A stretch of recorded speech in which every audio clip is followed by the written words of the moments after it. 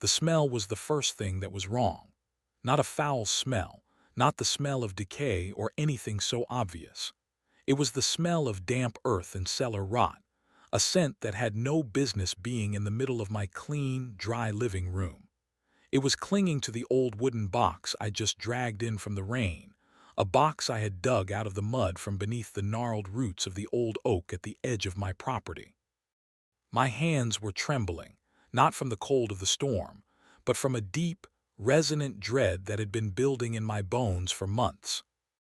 Inside that box, beneath a layer of yellowed cheesecloth, was a single black spiral-bound notebook. Its cover was warped from the moisture, the pages swollen and soft. When I opened it, the handwriting was small, neat, and terrifyingly precise. The first entry I saw, dated 3 months prior, read, 7:14 a.m. Subject wakes, scratches left arm just above the elbow, yawns, sits on edge of bed for 2 minutes 17 seconds before standing. My breath hitched in my chest. I flipped forward a few weeks. 10:22 p.m. Light in upstairs office turned off. Subject is now in total darkness, assumed to be asleep. Audible sigh at 10:24 p.m. Restless movement until 11:03 p.m. I slammed the notebook shut, my heart hammering against my ribs like a trapped bird. The rain lashed against the windows, the wind howled through the pines, but the only sound I could hear was the frantic rush of my own blood. For months I had felt a creeping sense of unease, a feeling of being watched that I had dismissed as paranoia, as a side effect of living alone. But this was proof.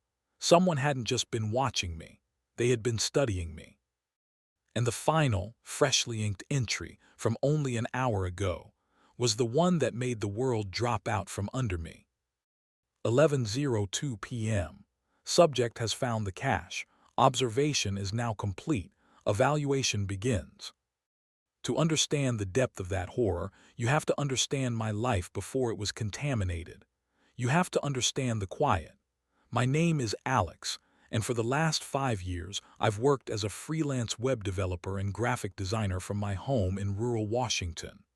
The house isn't large, just a simple 2-story salt box design, gray shingled and unassuming. It's set on about 2 acres of land, mostly untamed grass that slopes down to a thick, dark line of pine and fir trees that seem to swallow the light. That forest was my backdrop, my companion. Its silence was the canvas on which I painted my days. My nearest neighbor was a quarter-mile down a winding gravel road. I'd see their headlights cutting through the mist on winter evenings, a brief and distant reminder that I wasn't entirely alone in the world. But for all practical purposes, I was. My work required focus, and I thrived on the solitude. My life was a meticulously constructed routine, a fortress of predictability against the chaos of the world. Each morning I'd wake at 7, not because of an alarm, but because the pale, filtered light of the Pacific Northwest would just be starting to creep over the tree line, illuminating the dust motes dancing in my bedroom. I'd make my way downstairs, the old wooden floors groaning under my feet in a familiar conversation. The house had its own language of creaks and sighs, and I knew every word. A certain groan from the third step meant the air was dry. A soft pop from the kitchen wall meant the old pipes were settling. I'd grind my coffee beans by hand, the rhythmic crunch a kind of morning meditation. The smell of dark roast coffee and the sound of a bubbling percolator were the official start of my day. With a heavy ceramic mug in hand, I'd go to my office upstairs. It was a simple room with a large picture window that faced the backyard and the forest beyond. That window was my portal to the outside world. I watched the seasons change through that pane of glass. I watched deer step timidly from the tree line in the early morning, and I watched hawks circle high overhead in the lazy afternoon sun. My work was my life. I'd lose myself for hours in lines of code, in the precise alignment of pixels, in the perfect shade of blue for a client's logo. I'd break for lunch at exactly noon, usually a simple sandwich eaten while standing at the kitchen counter, looking out the smaller window over the sink. Then, back to work until 5 or 6. Evenings were for unwinding. I'd go for a walk along the gravel road, breathing in the scent of pine and damp earth. I'd make dinner, read a book, or watch an old movie. The house would be quiet, save for the hum of the refrigerator or the whisper of the wind in the eaves. It was a peaceful existence. A solitary one, yes, but one I had chosen and cherished. The house was my sanctuary, its predictable sounds and rhythms a source of deep comfort. I knew every shadow, every quiet corner. Or at least I thought I did. The first crack in that comfortable reality was so small I almost missed it. It was a Tuesday. Night in late August. The air was warm and still, thick with the buzz of cicadas. I was in my living room, reading, the only light coming from a single floor lamp that cast a warm, golden pool around my armchair. The windows were open to let in the night air. Around 10 p.m. I heard a sound from outside. It was a soft, dragging noise on the gravel of my driveway. Scrrrrrape, shhh huff. It wasn't loud, but it was distinct, out of place in the symphony of the night. My first thought was an animal, a raccoon maybe, dragging some pilfered treasure back to its den. I put my book down and listened. The sound stopped. I waited. The cicadas chirped. The house was silent. After a minute, I dismissed it. It was the country, after all. Animals made noise. I went back to my book, but a small, cold seed of unease had been planted. I found myself listening over the words on the page, my senses tuned to the world outside my walls. I didn't hear it again that night, but I did get up and lock the windows before I went to bed, something I rarely did in the summer. A week later, the second incident occurred. I was on my daily walk. The sun was low, casting long, distorted shadows across the road. As I neared the point where my driveway met the main road, I glanced towards the woods that bordered the property. And for just a fraction of a second, I saw something. A patch of darkness that was darker than the other shadows. A vertical shape that seemed to detach itself from the trunk of a pine tree and melt back into the deeper woods. I stopped dead, my heart giving a sudden hard thump. I stared at the spot, my eyes straining. Was it a person, a deer, just a trick of the fading light? The woods were silent still. There was no snapping of twigs, no rustle of leaves. It was as if nothing had ever been there. I stood there for a long time, feeling foolish, feeling watched. My rational mind told me it was my imagination, that the isolation was finally getting to me. I'd been working too hard, staring at a screen for too long. My eyes were playing tricks on me. I forced a laugh, the sound thin and weak in the open air, and continued my walk. But I kept looking back over my shoulder until I was safely inside my house, the deadbolt securely locked. The incidents started to get closer together and stranger. They preyed on the very predictability I had built my life around. One morning, I went out to get the mail and noticed the small decorative flag on my mailbox.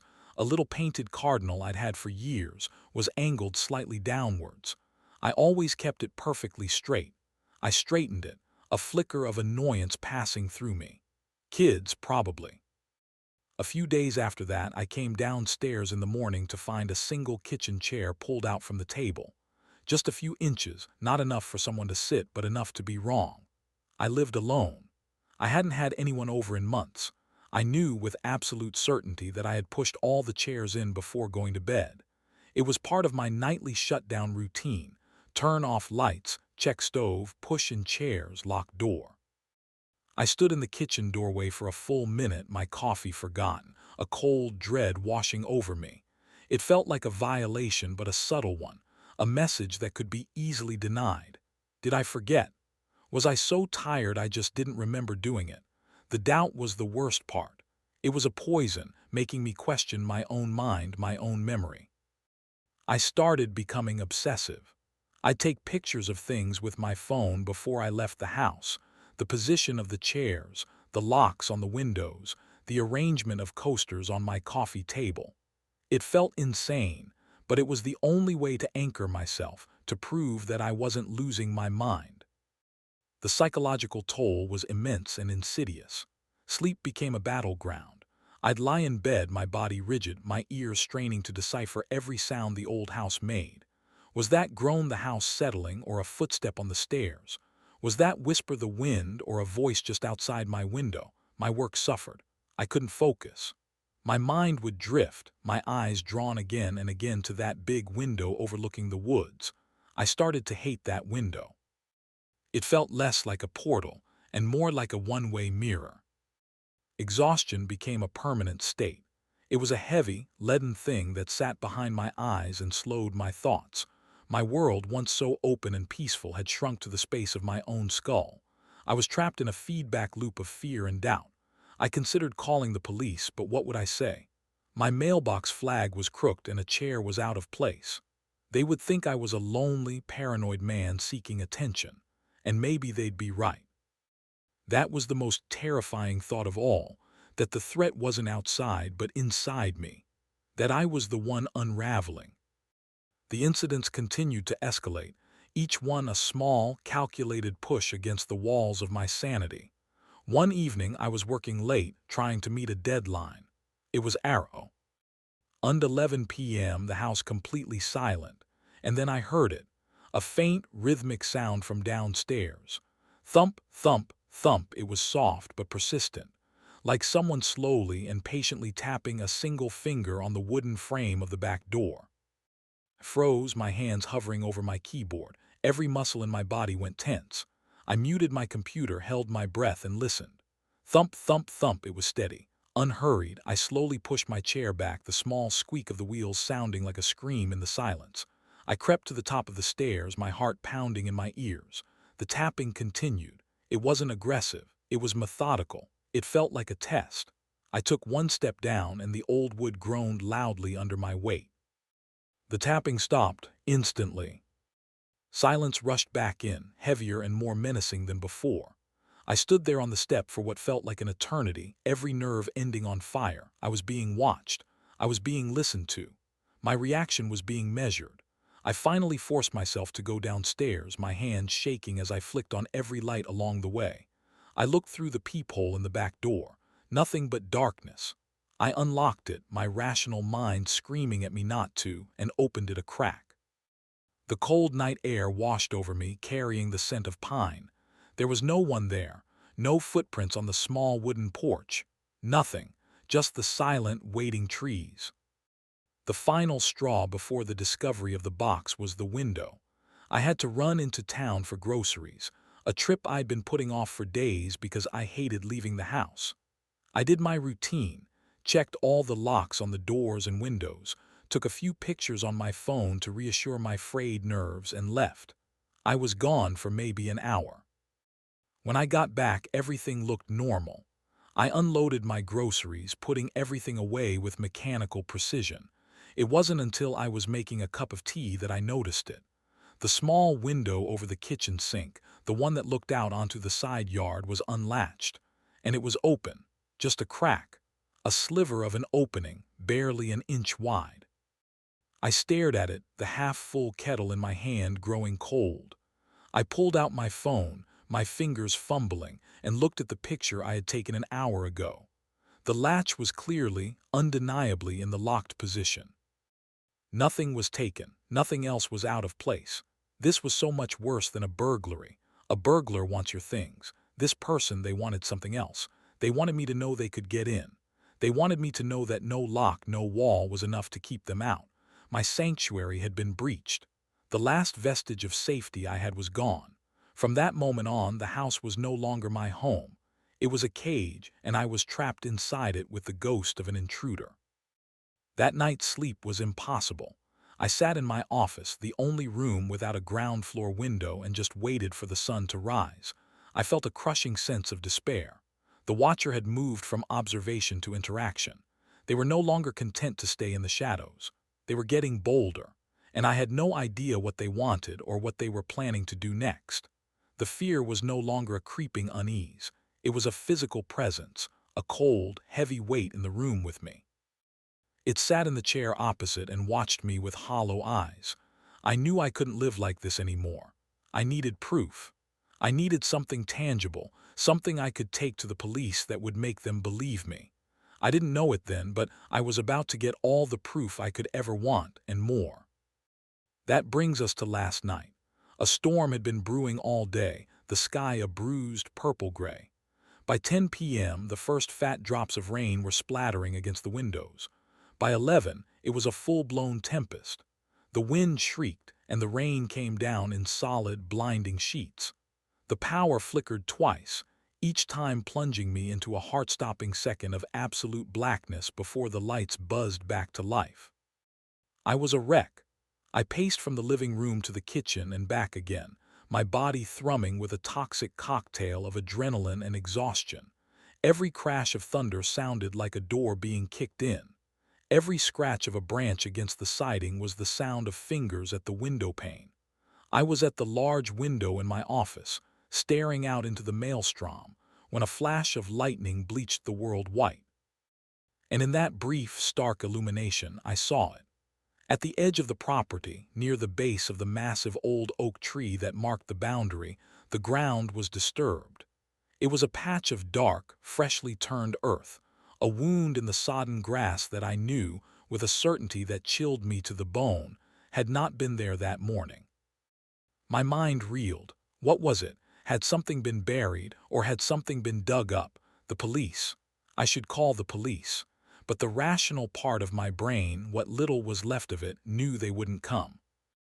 Out in a storm like this for a patch of muddy ground, they'd tell me to call back in the morning. But I couldn't wait. A desperate, frantic need for answers overwhelmed all sense of self-preservation. This felt like the culmination of everything. The tapping, the open window, the misplaced objects, it was all leading to this, to whatever was under that tree. I pulled on my rain jacket and my boots, my hands shaking so badly it took me 3 tries to zip the jacket up. I grabbed a heavy flashlight from the utility closet, its beam cutting a nervous, trembling path through the darkness of my own home. I unlocked the back door and stepped out into the storm. The force of it almost knocked me over. The wind tore at my jacket, and the rain was like 1,000 tiny needles against my face. The world was a chaotic nightmare of sound and motion. The beam of my flashlight danced wildly, catching glimpses of thrashing branches and curtains of water. I started towards the oak tree, my boots sinking into the saturated lawn. The ground was slick, treacherous. The noise of the storm was deafening, a constant, roaring assault that paradoxically made me feel even more exposed. Anyone could be out here, 10 feet away, and I would never hear them. It felt like it took an hour to cross the 50 yards to the tree. The air grew colder as I left the relative shelter of the house. The oak tree loomed over me, its ancient branches groaning and twisting in the wind like the arms of some great, tortured beast. I found the spot easily. It was a small rectangle of mud and torn-up roots, about 2 feet long and a foot wide. I dropped to my knees, the cold mud soaking through my jeans instantly. The flashlight lay on the ground beside me, its beam pointing at the disturbed earth. I started digging with my bare hands, scooping away handfuls of wet, cold soil. It was thick and clay-like, sticking to my fingers. Twigs and sharp little stones bit into my skin. I dug frantically, driven by a primal urgency. My breath came in ragged gasps, mingling with the rain. After a few inches, my fingers hit something solid. Wood. But it was soft, spongy with rot. My heart hammered. I scraped away the rest of the mud, revealing the top of a small, dark wooden box. It had no latch, just a simple lid. With trembling fingers, I worked it into the gap, prying it open. The lid came off with a soft, wet tearing sound. I leaned forward, shining the flashlight beam inside. And then I saw it. The smell hit me first, that cellar-damp, earthy scent of rot and old paper. The smell I would later recognize in my living room. Inside, resting on a bed of what looked like discolored cloth, was the black notebook. I don't know how long I knelt there in the mud and the rain, just staring at it. Time seemed to stop. The storm, my own fear, everything faded away until there was only that box and its terrible secret.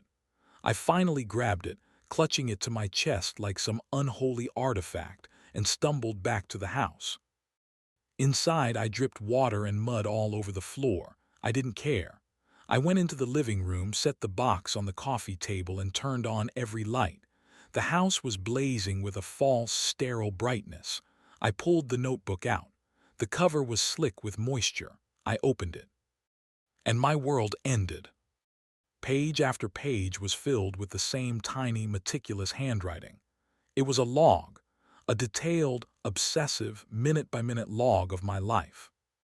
August 28th, 9:16 a.m. Subject is at his desk, drinking coffee from a blue mug, left hand, taps fingers on desk when reading emails. Rhythm is consistent, index, middle, ring, middle. September 12th, 1:04 p.m. Subject is eating lunch, turkey sandwich, paces while eating, circles the kitchen island 3 times before stopping at the sink to look out the window. September 30th, 8:52 p.m. Subject is watching a film, black and white, appears to be The Third Man. Subject smiles at 9:17 p.m. during the cuckoo clock speech. It went on and on.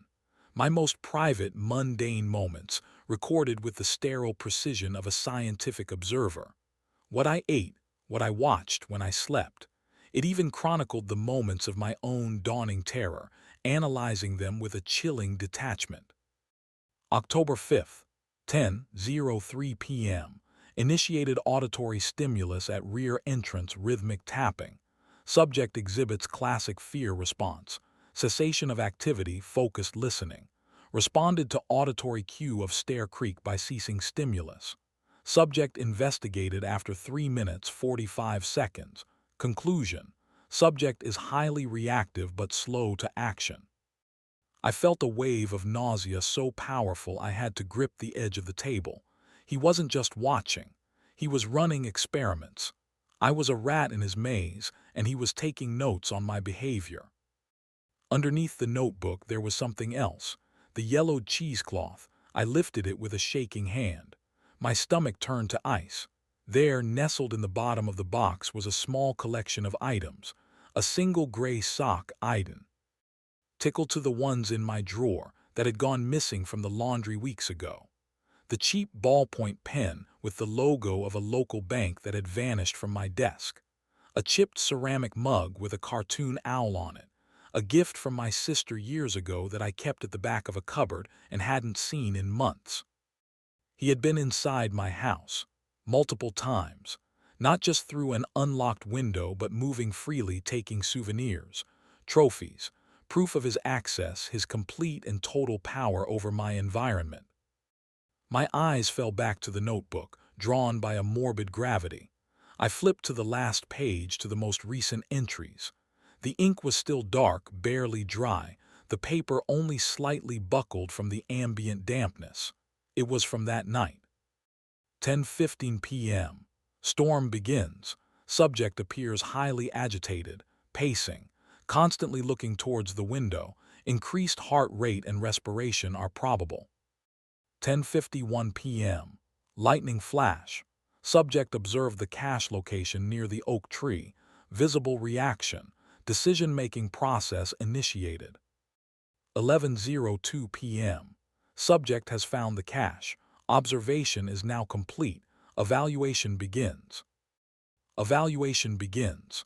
The words echoed in the screaming silence of my mind. What did it mean? The observation was over. The data had been collected. Now came the next phase of the experiment, the active phase. My body finally caught up with my mind. A violent shudder racked my frame. I scrambled for my phone, my fingers slipping on the screen.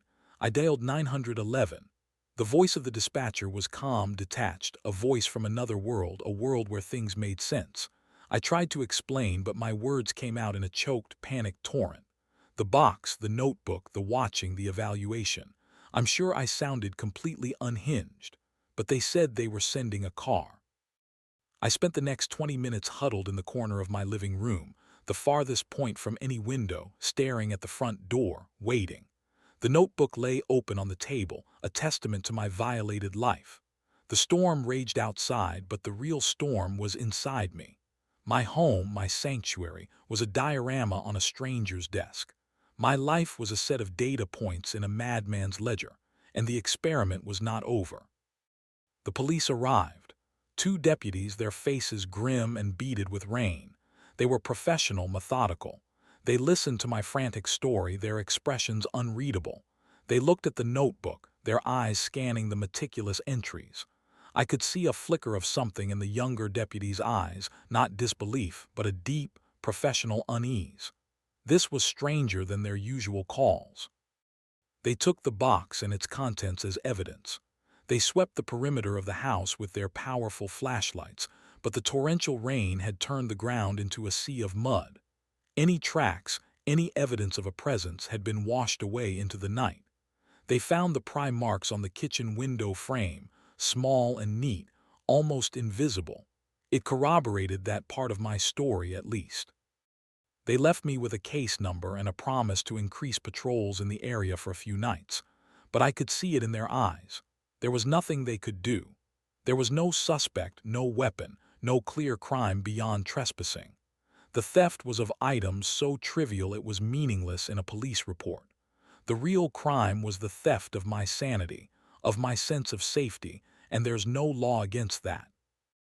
I didn't sleep in the house again. As soon as the sun rose on a gray, sodden world, I threw clothes and essentials into a bag and drove to a motel in the nearest town. I called a real estate agent the next day and told her to sell the house. I didn't care what price I got. I just needed it to be gone. It's been 6 months since that night.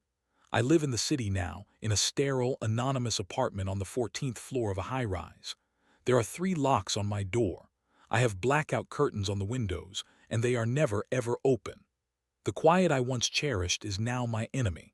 I keep the television on at all times, a constant babble of meaningless noise to fill the silence, to prevent me from listening for sounds that might or might not be there. The police investigation went nowhere. The fingerprints on the box were too smudged by water to be useful. The notebook offered no clues to its author. It was a dead end. The case is technically still open, but it's cold. Another file in a cabinet. I never went back to the house. The agent handled everything. I sold it at a loss, along with all my furniture, all my books, everything. I wanted nothing left of that life.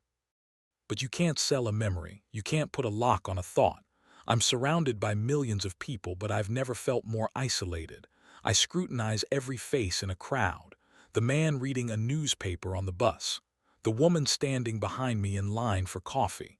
The window washer dangling outside my office building. Is it you? Were you the one? What did you want? The worst part is the not knowing. Who was it? A stranger? Someone I knew? And why? Was it some kind of twisted academic project? A personal obsession? Was I chosen at random or for a specific reason? These questions circle in my mind endlessly, a vulture's patient orbit. And then there is the final, terrifying question, the one that wakes me up in the middle of the night, my heart pounding, my body slick with cold sweat. The last entry in the notebook. Evaluation begins. What does it mean? Has it already started? Is this new life of mine, this paranoid, isolated, fearful existence, the evaluation?